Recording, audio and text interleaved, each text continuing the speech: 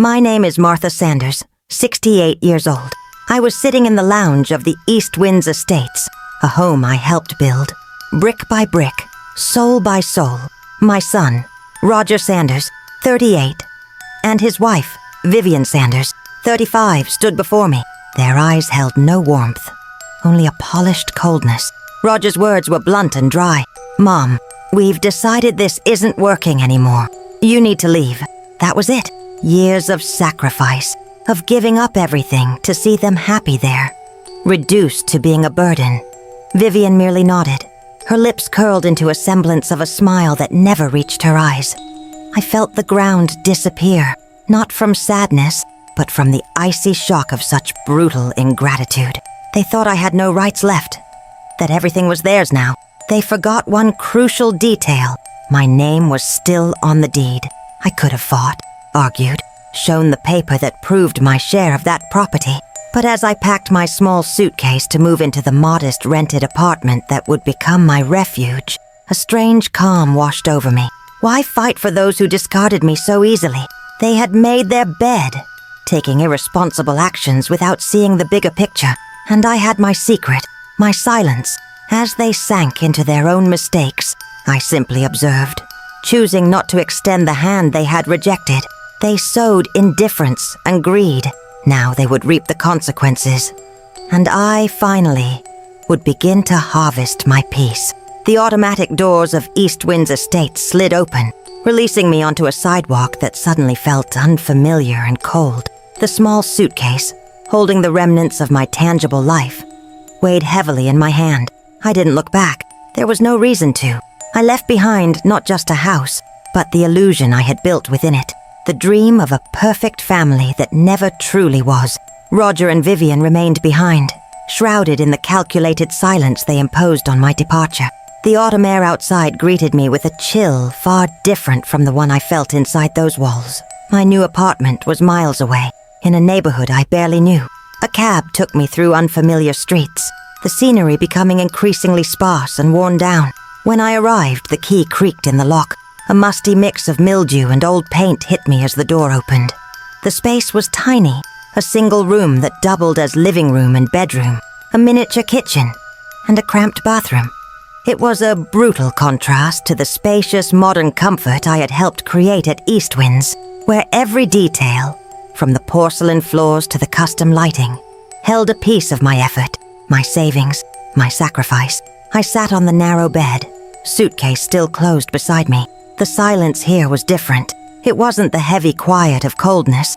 It was a hollow kind of quiet, echoing off the thin walls that let in the outside world. A baby crying, loud music from next door, the buzz of traffic. It was raw, unfiltered life. The first few days passed in a haze. I unpacked mechanically, placing my few clothes into a small built-in closet. The family photos I brought seemed out of place here. Roger smiling at his graduation, Vivian glowing at their wedding, the three of us beaming at the ribbon cutting of East Winds. Each photo was a silent wound, a reminder of a promise broken, a love I thought was unconditional, but that came with a price too steep for the one who gave it. I thought about the deed, that document locked in a metal box I instinctively took before I left. It proved I was still a co-owner. Legally, half that house was mine. I could have used it as a shield, as a weapon. I could have said, "You can't kick me out of my own house." I could have taken them to court, fought for my rights, for my share. The initial anger pushed me toward that idea. The humiliation of being tossed aside like junk cried out for justice. But that fury soon gave way to a deep exhaustion. Fighting them for that house meant tying myself to that toxic connection again, subjecting myself once more to the coldness and manipulation that nearly broke me. It meant stepping back into a storm I had barely escaped. Why would I do that? For a house that stopped feeling like home the moment they made me feel like an unwanted guest? One sleepless night, staring at the cracked ceiling above my narrow bed, the decision cemented itself. They wanted the house without me. They believed they deserved it all. So be it. Let them have it, at least as far as they knew. I would not fight. I would let life, or fate, or whatever force governs these things, deal with them, Still, the pain lingered. It clung to my chest like a stone. A child's rejection leaves a wound that never fully heals. I remembered everything. Selling the small condo I inherited from my parents. The only asset I had to help pay the down payment on East Winds. Taking on extra work. Cutting every expense. Sacrificing every comfort. So Roger and Vivian could live in a gated community with a pool air security and social status. And I, fool that I was, believed that by helping them achieve all that, I was securing my place with them. A space to grow old with dignity, surrounded by the love of my family. That naivete cost me dearly. The days stretched into weeks. Slowly, I began to settle into my new routine. The loneliness was overwhelming, but it also gave me space to breathe. No more walking on eggshells, no more unspoken tensions, no more pressure to justify my presence. At East Winds, I lived under their shadow, constantly trying to please, to be useful, to prove I belonged. Here, in my tiny haven, I owed explanations to no one. I started to explore the neighborhood, found a little bakery on the corner with warm sourdough in the mornings, a farmer's market on Saturdays with fresh apples, and a sweet old man who sold homemade pies. Small things, maybe, but they filled the emptiness in a way I didn't expect. I began walking in a nearby park, watching kids play, old folks play chess. Life outside continued, indifferent to my pain, and gradually, I started letting myself become part of it again. The thought of the house, of Roger and Vivian, still haunted me, but the intensity faded. Anger and sorrow gave way to a quiet curiosity. What were they doing? How were they coping without me around to get in the way? I had no contact with them. Didn't ask, didn't search. The cut was clean, necessary for my emotional survival. Then, a few months after I left, I received a letter, a large envelope, bearing the logo of a bank. The address listed was East Winds Estates, but it had been redirected to my new place, likely due to some bureaucratic oversight, or a forwarding request Roger had made. I hesitated before opening it. My heart pounded. Was it about the deed? A legal notice? I sat down at my tiny kitchen table, hands trembling, and opened it. It wasn't about the deed.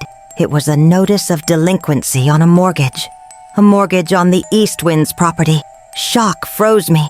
Roger had mortgaged the house. Our house. The one I helped build. The one with my name still on it. He'd used it as collateral for a loan. Without asking me. Without saying a word. The coldness. The recklessness. The audacity. How could he do that?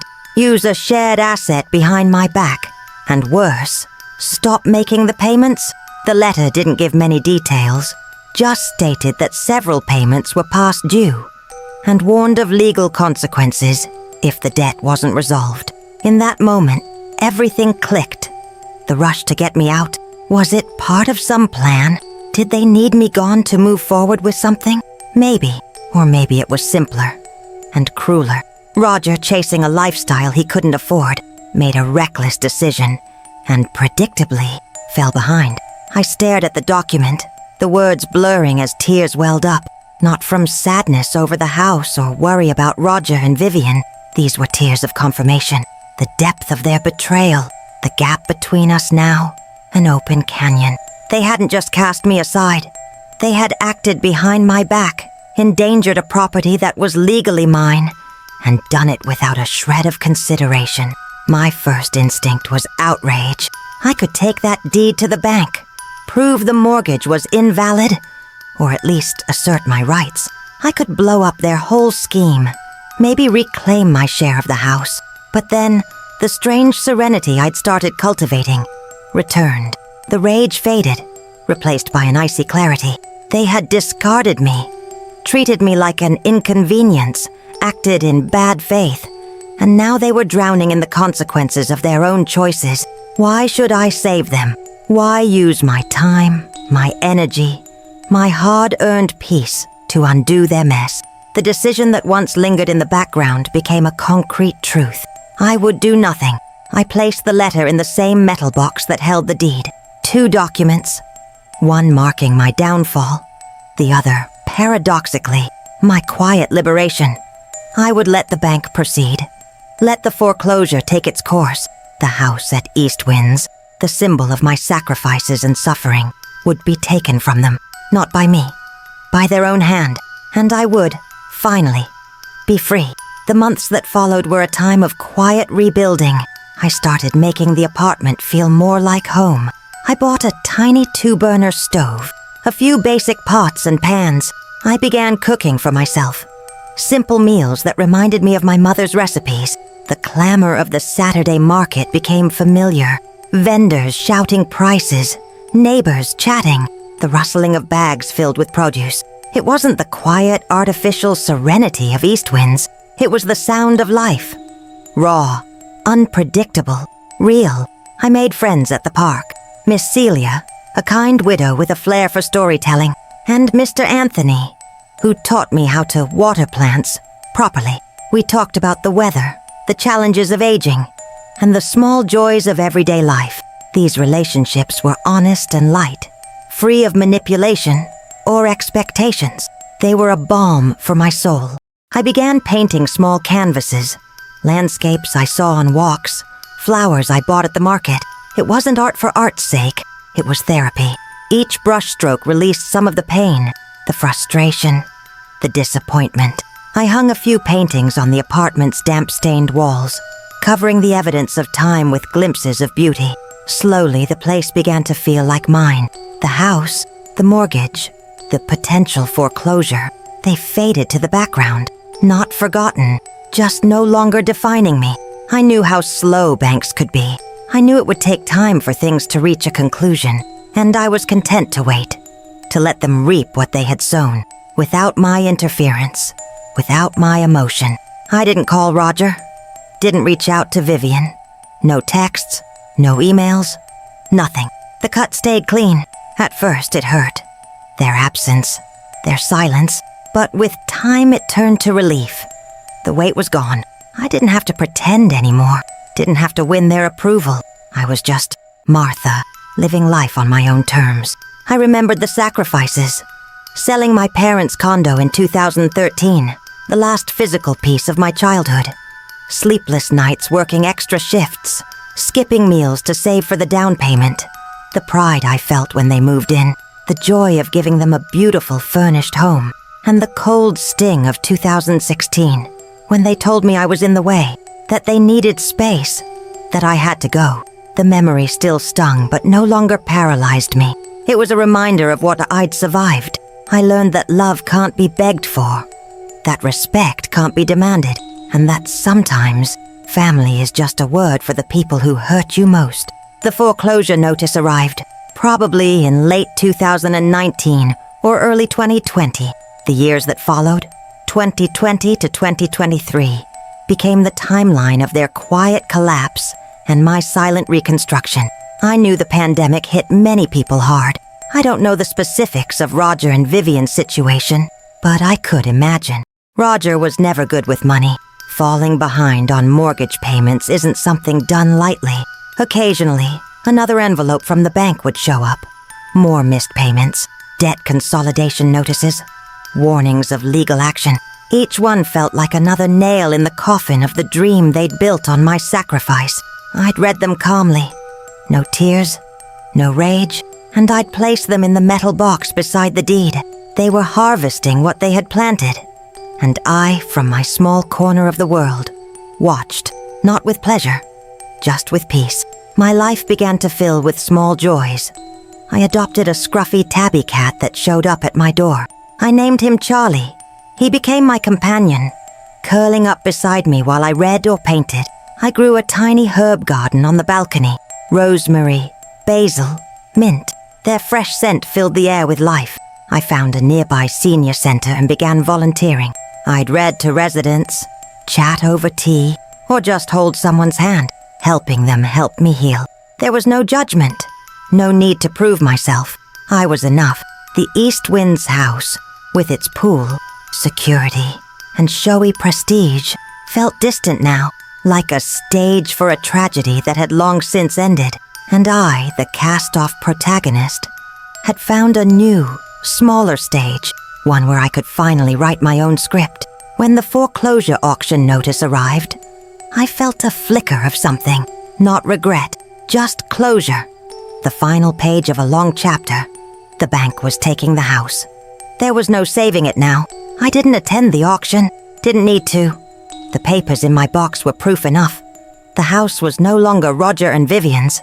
That chapter was done. I found out through Miss Celia, whose niece lived near Eastwinds. She mentioned offhand that a couple had been forced to move out suddenly. Rumors of financial trouble. She didn't know I had any connection. I simply nodded and changed the subject. That day marked a turning point. The house no longer existed, for me or for them. A weight I'd carried for years finally lifted. The wound, once raw and bleeding, began to heal, and in its place grew a quiet strength, the kind that blooms not with fireworks, but with silence. I had survived, not just endured, but flourished. The years from 2020 to 2023 transformed me from a discarded woman into someone whole again. I discovered that true security isn't in walls or addresses, but in self-worth. That peace isn't the absence of problems. It's the ability to face them without losing yourself. Roger and Vivian never reached out after they lost the house.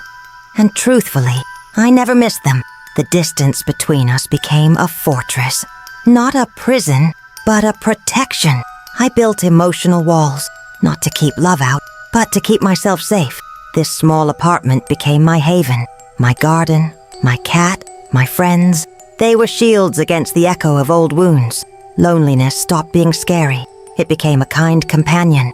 I found joy in my own company, in the quiet, in knowing I was enough. While the world struggled through lockdowns and isolation, I found freedom within my four walls.